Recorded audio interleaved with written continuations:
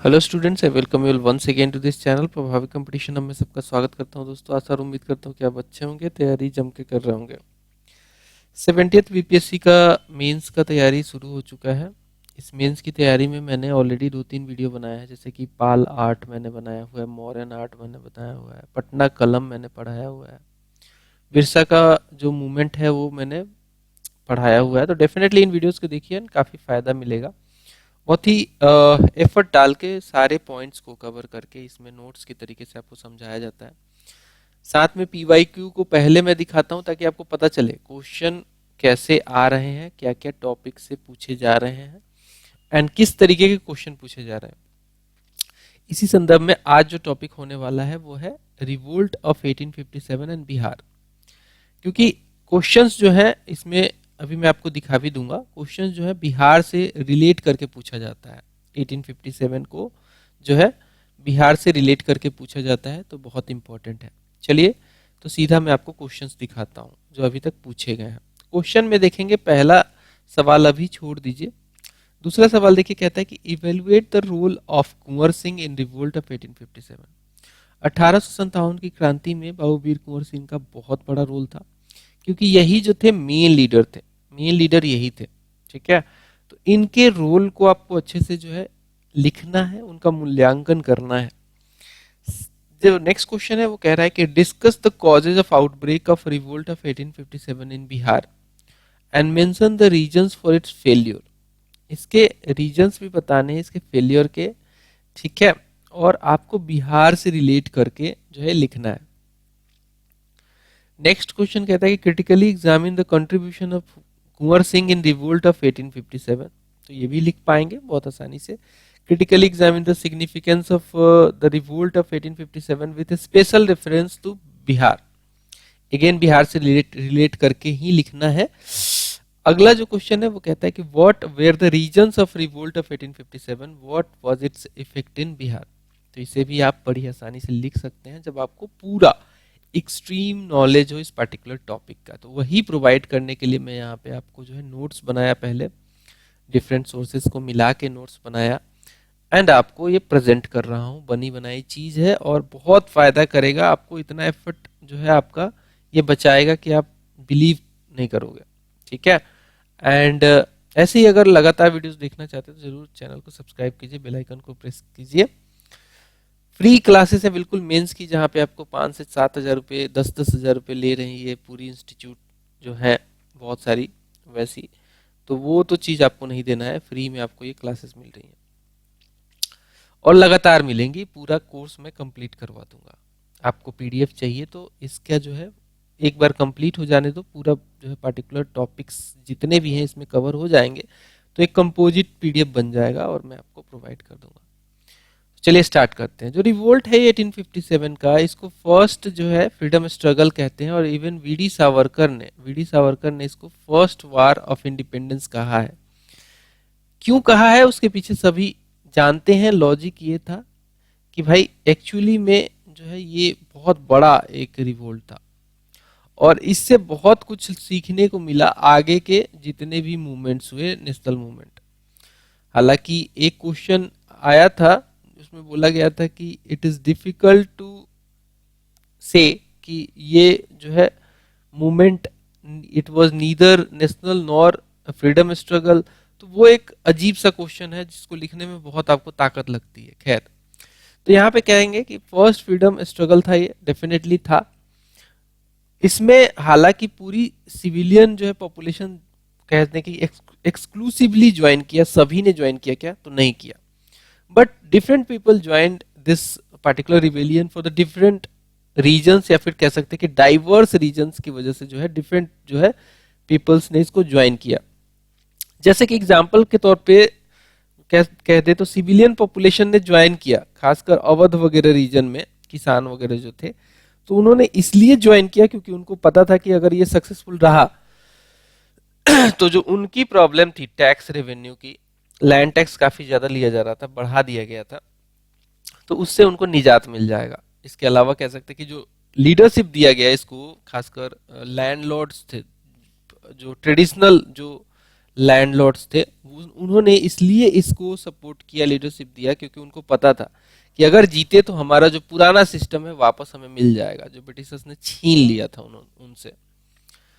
Third देखिए, कहता है कि it started from Meerut. Of course Meerut में रिवोल्ट हुआ सबसे पहले 10 मई को, सबसे पहला रिवोल्ट इसमें मेरठ में ही हुआ 10 मई को। और जो ये सिपाही थे इन्होंने क्या किया, अपने जो कैदी दोस्त थे, कॉमरेड्स थे, उनको फ्री किया सबसे पहले। And they left for Delhi, ये जमुना नदी क्रॉस किया इन्होंने, दिल्ली पहुंच गए। क्यों दिल्ली जाने का कारण ये था, दिल्ली पहुंचने का कारण ये था कि ये लीडरशिप चाहते थे, इस पार्टिकुलर मूवमेंट को लीडरशिप चाहिए, इनको चाहिए था। तो इन्होंने बहादुर शाह जफर के पास इन्होंने अप्रोच किया, और बहादुर शाह जफर ने मजबूरन, ये चाहता नहीं था, लेकिन देखा कि खिसियाई हुई भीड़ है, अपॉर्चुनिटी भी लगी इसको, तो इसने जो है इस पर्टिकुलर रिवेलियन को अपना लीडरशिप दे दिया। इस तरीके से ये मूवमेंट स्टार्ट हुआ। तो हम देखेंगे इसके कारण भी थे, कोई भी रिवेलियन होता है तो उसके कारण डेफिनेटली होते ही हैं। तो इसको हम कारण को 4 भागों में बांट सकते हैं। पॉलिटिकल रीजन थे, इकोनॉमिक रीजन थे, सोशल एंड रिलीजियस रीजन थे, और एक रीजन था मिलिट्री रीजन। ठीक है, मिलिट्री रीजन भी था। तो इस तरीके से 4 भागों में आप बांट के इसको लिख सकते हैं। पॉलिटिकल कॉजेज में सबसे बड़ा जो मुद्दा था पॉलिटिकल कॉजेज में, वो था डॉक्ट्रिन ऑफ लैप्स का लाना।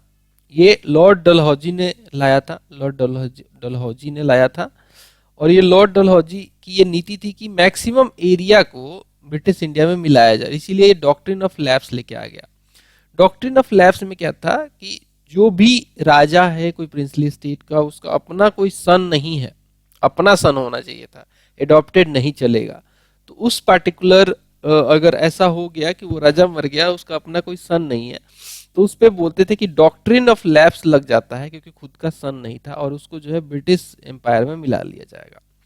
डायरेक्ट एनेक्सेशन भी किए इन्होंने, जैसे कि सतारा, नागपुर, झांसी में doctrine of lapse. Of course Rani Lakshmibai चाहती थी कि उनका एडॉप्टेड सन को जो है दिया जाए राज करने का, लेकिन नहीं मिला। जैतपुर, संबलपुर, उदयपुर, अवध में तो माल एडमिनिस्ट्रेशन के नाम पे इन्होंने एनेक्स कर लिया। इन्होंने बोला अवध में कि वाजिद अली शाह जो है, जो अवध का उस समय नवाब था, वाजिद अली शाह, वो अच्छे से शासन नहीं कर रहा है, मिसमैनेजमेंट कर रहा है। अब ये तो यार मतलब आरोप ही है ना, अब प्रूफ करो मिसमैनेजमेंट क्या है। और होता क्या है मिसमैनेजमेंट, तुमसे ज्यादा मिसमैनेजमेंट कौन कर सकता है ब्रिटिशर्स से ज्यादा। तो माल एडमिनिस्ट्रेशन के नाम पे इसको एनेक्स कर लिया गया। ये पूरी जनता जो है खिसियाई हुई थी इन सब चीजों की वजह से, क्योंकि एक नेचुरल जो अटैचमेंट होता है अपने राजा को लेकर, वो उन्होंने जो है खराब कर दिया था। सोशल एंड रिलीजियस कॉजेज में, सोशल एंड रिलीजियस कॉजेज में आप देखेंगे कि खुले सांड की तरीके से अलाउ किया गया था वेस्टर्न सिविलाइजेशन को फैलाने के लिए भारत में, खासकर जो मिशनरीज थे, मिशनरीज को अलाउ कर दिया गया था। मिशनरीज को अलाउ किया गया था कि जाइए और धर्म परिवर्तन कीजिए लोगों का, वेस्टर्नाइज कीजिए लोगों को, वेस्टर्नाइज कीजिए लोगों को। ठीक है, तो ये मिशनरी आई और इंडियन सिविलाइजेशन को वेस्टर्नाइज करने लग गई। ये भी एक कारण था, क्योंकि भाई किसी भी सोसाइटी को आप कल्चर को ही बदलने लग जाओगे तो उसका एग्जिस्टेंस पे ही सवाल आ जाएगा ना। हिंदू इनहेरिटेंस एक्ट लाया गया, ये इसलिए लाया गया, इसको चेंज किया गया, इसलिए चेंज किया गया 1850 में एक एक्ट लाके, ताकि ताकि कहीं ना कहीं हिंदुओं को कन्वर्ट किया जा सके क्रिश्चियन में। ऐसा बोला गया कि अगर हिंदू कोई क्रिश्चियन बनता है, अगर कोई हिंदू है वो क्रिश्चियन में कन्वर्ट होता है, तो उसको प्रॉपर्टी की राइट दी जाएगी, उसको जो है प्रॉपर्टी की राइट दी जाएगी। तो बहुत सारे लोग कन्वर्ट भी हुए, तो एक तरीके से, और बहुत सारे लोग सोचने लगे कि यार ये तो हमारे धर्म का ही परिवर्तन करने लग गए, तो इस वजह से भी विद्रोह हुआ। Abolition of Sati, female infanticide को बैन करना, विडो रीमैरिज को लाना, वेस्टर्न मेथड ऑफ एजुकेशन को लेके आना। अब देखो कोई नहीं कहेगा कि सती की एक अच्छी प्रथा थी, फीमेल इन्फेंटिसाइड ठीक नहीं है, लेकिन उस समय जो सोसाइटी में चल रहा था वो उसको सडनली खत्म कर देना, लोगों को लगा कि ये तो हमारे ट्रेडिशन को ही खत्म कर रहा है। भले ही बुरी चीज है, लेकिन लोग उस समय इसके लिए रेडी नहीं थे। Abolition of Sati, female infanticide, window remarriage को लाना, ठीक है, ये सब लोगों में प्रचलन नहीं था। विडो रीमैरिज तो चलता ही नहीं था, बट लेके आए, तो इस वजह से लोग नाराज थे। वेस्टर्न एजुकेशन, ये सब कारण बना। जो नेक्स्ट कॉज आता है वो इकोनॉमिक कॉज है। इकोनॉमिक कॉज में इकोनॉमिक कॉज में हुआ ये कि जब बहुत सारे एरिया पे जब ब्रिटिश इंडियन गवर्नमेंट जो है शासन करने लग गई, तो उन्होंने हेवी टैक्स लेना शुरू कर दिया किसानों से। लैंड पे जो है टैक्स काफी हेवी होने लग गया। सिपॉइज जो थे वो थे क्या, बेचारे पीजेंट ही तो थे, किसान ही तो थे, वो यूनिफॉर्म में ही थे, यूनिफॉर्म पहन लिया, किसान ही तो था। तो उससे क्या होता था कि जो ये पीजेंट थे, ये इनके अपने माता पिता किसान थे, इनकी प्रॉब्लम इन्होंने देखी थी, तो इनको पता था कि ये सब कुछ जो है ब्रिटिशर्स की वजह से है, तो एक रिवोल्ट का कारण बन गया। इसके अलावा ब्रिटिश जो मैन्युफैक्चर्ड गुड्स थे वो इतने इन्फ्लक्स हुए भारत में कि जो हैंडीक्राफ्ट जो है, लोकल आर्टिसंस जो है, वो अपना धंधा उनको बंद करना पड़ गया, क्योंकि लोगों को अच्छा लगने लग गया, सस्ती चीपर माल होता था इनका, मैन्युफैक्चर्ड गुड्स जो बन के आता था ब्रिटेन से, वो चीप होता था, तो लोग उसको खरीदने लग गए। हैंडीक्राफ्ट और लोकल आर्टिसंस के प्रोडक्ट को लोगों ने खरीदना ही बंद कर दिया। तो ये जो ग्रुप था, ग्रुप ऑफ पीपल था, एक सोसाइटी था इनका, कम्युनिटी था इनका, ये काफी नाराज हुआ और इन्होंने जम के पार्टिसिपेट किया इस पर्टिकुलर रिवोल्ट में। तो अपने अपने कारणों के लिए लोग आए, सपोर्ट किया, बट नेशनल लेवल पे कह सकते हैं कि, इसीलिए जो सवाल एक पूछा गया था कि क्या ये नेशनल था, तो ये डाउटफुल हो जाता है। हालांकि हम तो यही कहते कि नेशनल था, लेकिन एक्सट्रीम आपको लिखना भी नहीं है कि बिल्कुल ही नेशनल था और बिल्कुल ही नेशनल नहीं था, आपको बैलेंस बना के उसमें लिखना होता है। मिलिट्री कॉजेज में होता ये था कि जो, अब देखो सिपाही तो सिपाही है, चाहे व्हाइट हो चाहे ब्लैक हो, चाहे इंडियन हो चाहे यूरोपियन हो, ब्रिटिश हो, बट होता क्या था कि जो इंडियन सिपाहीज थे they were considered inferior to the British soldiers. Indian soldiers को इन्फेरियर समझा जाता था। क्या बात में इन्फेरियर समझा जाता था भाई? क्या उसकी पर्सनालिटी वैसी न थी? क्या वो उतना दम लगा के फाइट नहीं कर सकता था? बस ये इन्फेरियर बनाए गए थे, ठीक है। तो ये एक कारण बना कि भाई एक ही फौज में होके, एक ही रैंक पे होके भी अगर आपको कोई इन्फेरियर समझे तो वो ठीक बात नहीं है, और सैलरी भी कम they, they were paid less, same rank में होने के बावजूद भी इनको आधे से भी कम सैलरी मिलती थी। एंड इसके अलावा जो है लॉर्ड कैनिंग ने बोला कि जो है इसेंशियल सर्विस में हम बोलेंगे तो आपको सी क्रॉस भी करना पड़ेगा, जाके दूसरे देशों में भी लड़ना पड़ेगा। ये भी एक कारण बना। लोग नहीं चाहते थे, किसान के बेटे थे सिपाही, और सिपाहियों को जो सिखाया गया था कि भाई अगर क्रॉस कर लिया, उसके कल्चर में था कि समुंदर को क्रॉस किया तो धर्म का नाश हो जाएगा, और वही कराया ब्रिटेन ने। तो ये भी एक कारण बना। बट हाँ, इमीडिएट कॉज जो था, अब हर चीज का कुछ बैकग्राउंड में कॉज तो जरूर होता है, प्रोलॉन्ग कॉज जिसे कहते हैं, बट इमीडिएट कॉज भी होता है। इमीडिएट कॉज जो था, जिसपे मेजर अपने सार्जेंट मेजर को ही मार दिया किसने, मंगल पांडे ने, वो था ग्रीज्ड कार्ट्रिज। ग्रीज्ड कार्ट्रिज। अब ये जो ग्रीज्ड कार्ट्रिज था, उस समय एक नया नया राइफल आया था, रॉयल इनफील्ड राइफल। ये राइफल जो था कुछ इस प्रकार से दिखता था। ये राइफल मान लो इस तरीके से था, ठीक है। इस राइफल में यहाँ पे जैसे ना ग्रीज्ड कार्ट्रिज में जो है पाउडर था, गन पाउडर, उसको भरना पड़ता था इसमें, फिर जो है इसको फायर किया जाता था। और ये ग्रीज कार्ट्रिज जो था कुछ इस तरीके से दिखता था, यहाँ पे पियर्स करना पड़ता था, और ये जो आउटर कवर था इसका, ये जो है ये मेन मुद्दा था। ये बताया जाता था कि काऊ और पिग की चर्बी से बना है। अब काऊ तो हिंदू के लिए बहुत सेक्रेड एनिमल है, अब उसकी चर्बी को कैसे काटे यार? पिग जो है वो मुस्लिम देखना नहीं चाहते, तो उसकी चर्बी को वो कैसे काटे? तो इस तरीके से दोनों हिंदू और मुस्लिम के जो है, हिंदू और मुस्लिम जो थे उन दोनों के जो है धर्म का जो है मुद्दा बन गया था ये।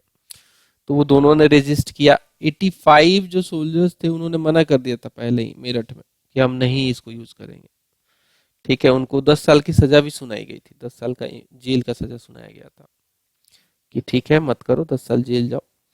तो इसलिए भी ये रिवोल्ट का कारण बना। ये मेन कारण था, इमीडिएट कॉज था। अच्छा, ये जो रिवोल्ट था ना, ये दोस्तों फैला कहाँ कहाँ पे? कानपुर में फैला, आरा में फैला, लखनऊ में फैला, झांसी में फैला, बरेली ग्वालियर में फैला। कानपुर में इसको लीड कर रहे थे नाना साहेब, आरा में बाबू वीर कुंवर सिंह, लखनऊ में बेगम हजरत महल और उनके बेटे बिरजिस कादिर, और झांसी में रानी लक्ष्मीबाई अपने एडॉप्टेड सन को चाहती थी, नहीं दिया था उन्होंने शासन करने का अधिकार। बरेली में हम मोहम्मद अहमदुल्ला, ग्वालियर। तो ये सब सेंटर थे, ये सब सेंटर थे जहां पे ये पार्टिकुलर रिवोल्ट फैला था। अब हम देखेंगे बिहार से जोड़ के उसको, ठीक है। अभी तक हमने थोड़ा सा ओवरव्यू देख लिया इसके बारे में, ताकि अगर आपको पता तो होना चाहिए ना कि ये मूवमेंट था कैसा, क्या क्या कारण थे, क्या हुआ। और तो इसमें इतना आपने देख लिया, अब हम इसको जो है बिहार से जोड़ के देखेंगे। बिहार से जोड़ के देखेंगे, तो बिहार से जोड़ना बहुत जरूरी है, क्योंकि बिहार से ही जोड़ के आपको सवाल पूछ लिया जाएगा। तो अगर हम बात करें beginning of revolt in Bihar में, तो ये जो 32वीं इन्फेंट्री रेजिमेंट है, रोहिणी विलेज में थी ये, देवघर में, ठीक है, रोहिणी विलेज में थी देवघर में। इसने सबसे पहले रिवोल्ट किया, ठीक है। 32वीं जो इन्फेंट्री रेजिमेंट है रोहिणी विलेज देवघर में, इसने सबसे पहले रिवोल्ट किया। यहाँ पे सिपाहियों ने जिन्होंने रिवोल्ट किया था, उन्होंने लेफ्टिनेंट नॉर्मन लेस्ली को और सार्जेंट ग्रांड को किल कर दिया। यहाँ पे जो सिपाही थे, इन्होंने लेफ्टिनेंट नॉर्मन लेस्ली को मारा और सार्जेंट ग्रांड को किल किया। एंड इस पर्टिकुलर रिवोल्ट को जो है एक मेजर था, मेजर मैकडोनल्ड, इसने सप्रेस किया था। मेजर मैकडोनल्ड ने इसको सप्रेस किया था, ठीक है। मेजर मैकडोनल्ड ने इसे सप्रेस किया था। और यहाँ पे जो ये हुआ था ना, ये आई थिंक 12 जून को यहाँ पे स्टार्ट हुआ था, 12 जून 1857 को, 12 जून को स्टार्ट हुआ था, ठीक है। 12 जून 1857 में 32वीं इन्फेंट्री जो कि रोहिणी में प्लेस्ड थी उस समय देवघर में, वहां पे सिपाहियों ने विद्रोह किया और लेफ्टिनेंट नॉर्मन लेस्ली को मार दिया, सार्जेंट ग्रांट को भी मारा। इस पर्टिकुलर जो है रेजिमेंट को ही डिसमेंटल कर दिया गया था और बहुत सारे जो है सिपाहीज को फांसी की सजा दे दी गई थी। एक बहुत बड़ा इंसिडेंट हुआ 3 जुलाई को पटना में। एक बेचारे पीर अली बुक सेलर थे, बुक सेलर थे, लेकिन देख लो लीडरशिप दिया पटना में इन्होंने इस पर्टिकुलर रिवोल्ट को। बुक सेलर थे Pir Ali, he led the revolt in Patna and the targeted opium agent था एक डॉक्टर आर लॉयल, उसको किल किया इन्होंने, ठीक है। और बाद में कमिश्नर जो था यहाँ का पटना का टेलर, जो कि चाहता था कि बाबूवीर कुंवर सिंह को फंसालू, बुलाया भी था बाबूवीर कुंवर सिंह को पटना में पकड़ने के लिए, तो गए नहीं, खैर। तो इसने जो है कमिश्नर टेलर ने पटना वाले रिवोल्ट को सप्रेस किया। 17 जो बंदे थे जो इसमें इन्वॉल्व थे, उनको फांसी की सजा दी गई, इंक्लूडिंग पीर अली को भी फांसी दे दिया गया। तो हीरो है पीर अली।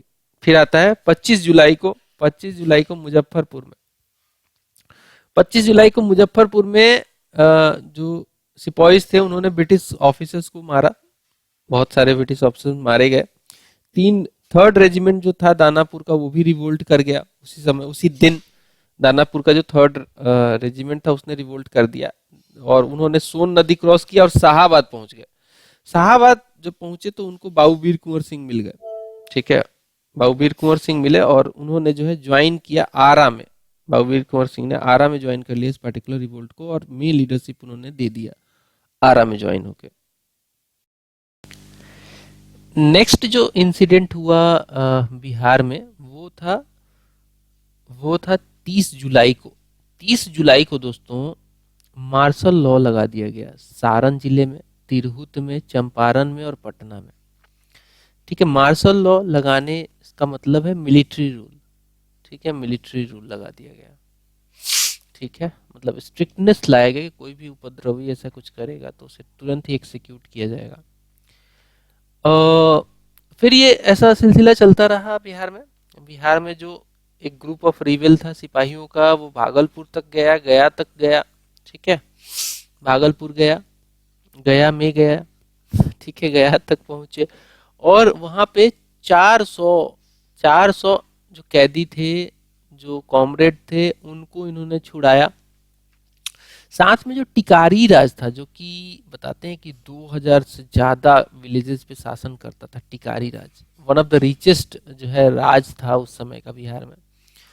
गया वाले रीजन के आसपास फैला हुआ था साउथ बिहार में टिकारी राज। यहाँ पे टिकारी राज को इन्होंने इस पर्टिकुलर राज पे अटैक किया और यहाँ से 10,000 रुपये भी लूटे, ठीक है। तो ये सब इंसिडेंट जो है बिहार में हुआ। बिहार में जो मेन लीडर थे वो बाबू वीर कुंवर सिंह थे। बाबू वीर कुंवर सिंह बहुत ही एज्ड थे उस समय, अपने 80s में थे, ठीक है, 80s में थे। और ये 80s में होने के बावजूद भी किसी यंग योद्धा से कम नहीं लड़े। ये 80s में होने के बाद अपना हाथ काट के गंगा नदी में बहाने वाले इंसान थे। He was the main leader. इनसे रिलेटेड सवाल पूछता है, इनके पूरा जो है इनका रोल पूछा जाता है, ठीक है।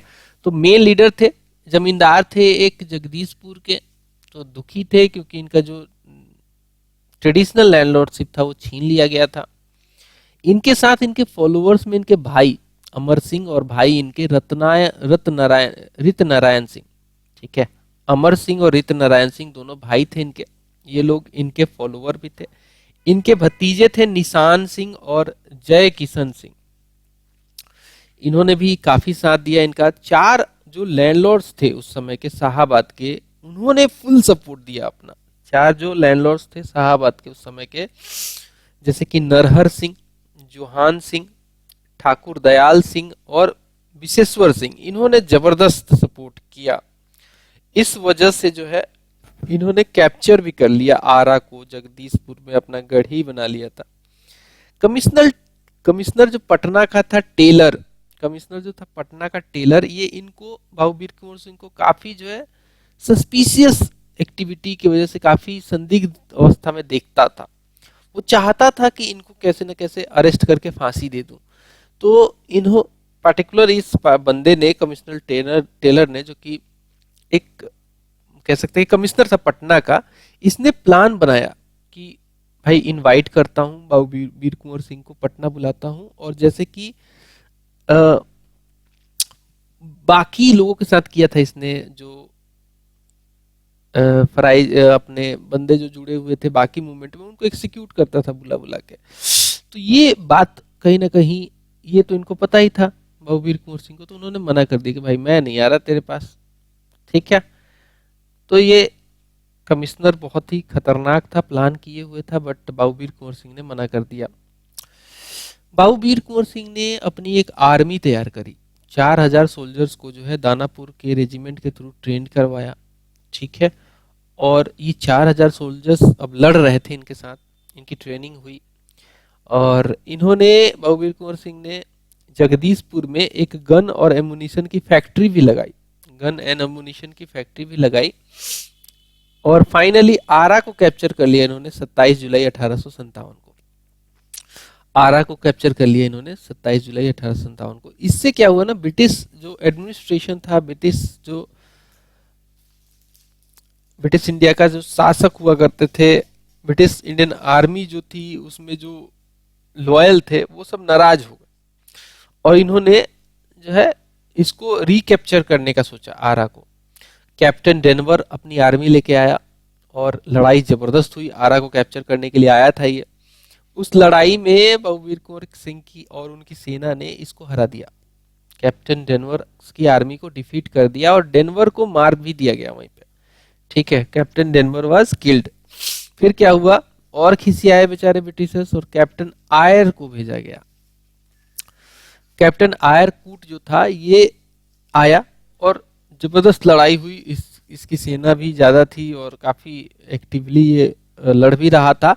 तो इससे प्रेशराइज होके कहीं ना कहीं अब बुरी स्थिति में आ गए थे जगदीशपुर के ये बाबूवीर कुंवर सिंह, और इनको जो है आरा छोड़ना पड़ा उस समय। जस्ट इसलिए छोड़ा कि भाई आगे लड़ाई लड़नी थी, तो ये आरा छोड़ के निकल गए वहां से, आरा और जगदीशपुर छोड़ के निकल गए। और दोनों जो सिटीज थी आरा और जगदीशपुर उस समय फिर से जो है ब्रिटिश आर्मी के अधीन आ गई। ब्रिटिश आर्मी या ब्रिटिशर्स ने इसको रिकैप्चर कर लिया। खैर फिर भी यहाँ पे जो है रिबेल रुका नहीं। बाबूवीर कुंवर सिंह जो है लखनऊ पहुंचे वाया रीवा एंड बांदा होते हुए लखनऊ पहुंच गए। लखनऊ में गए तो वहां पे जो बेगम हजरत महल थी, उसने जो है, लखनऊ की उस समय क्वीन थी, उसने इनको डिक्री दिया आजमगढ़ डिस्ट्रिक्ट का कि आजमगढ़ डिस्ट्रिक्ट को कैप्चर कीजिए आप। यहाँ पे गए और ब्रिटिश आर्मी को यहाँ हराया इन्होंने, ब्रिटिशर्स को यहाँ हराया। इसके अलावा इन्होंने नाना साहब के साथ मिलकर उनकी मदद करके कानपुर में जो है जबरदस्त लड़ाई लड़ी और कानपुर को अपने कंट्रोल में रखा। जब ये वापस आ रहे थे, जब ये वापस आने लग गए कि भाई चलता हूं और अपना जो जगदीशपुर आरा को रिकैप्चर करता हूं, तो उस समय एक जगह था जिसका नाम था शिवराजपुर, शिवराजपुर घाट, ये गंगा नदी के किनारे घाट था। यहाँ पे एक जनरल था, जनरल डगलस, वो अपनी सेना लेके बैठा था। उसकी सेना ने इन पे आक्रमण कर दिया, अटैक कर दिया और गोली लग गई इनके हाथ में। ठीक है, कैप्टन डगलस की गोली से घायल हुए। इनका हाथ जो है वो काफी क्षतिपूर्ण हुआ। इन्होंने अपने हाथ को वहीं पे काटा और गंगा में बहा दिया। और उस समय एक बात कही इन्होंने, वो बात काफी जो है मोटिवेट करने वाली, काफी पेट्रियोटिक बात है। यहाँ पे देखिए कहा इन्होंने, ओ मदर गंगा, ओ मेरी गंगा मैया, please accept this humble gift from your beloved. Please मेरे इस गिफ्ट को जो है आप एक्सेप्ट कीजिए। हम्बल गिफ्ट को, अपने हाथ जो है काट के बहा दिया इन्होंने गंगा नदी में। और फिर भी नहीं रुके, अपने घायल हाथ के साथ ही अपने हाथ को खुद ही काट के बहा दिया। और उसके बाद ये पहुंचे आरा। आरा पहुंचे, वहां पे एक कैप्टन था ग्रांडली, इससे जबरदस्त लड़ाई हुई और इसको बुरी तरीके से हराया बाबू वीर कुंवर सिंह ने। 23 अप्रैल 1858 को लड़ाई में ये जीत गए और आरा को रिकैप्चर कर लिया।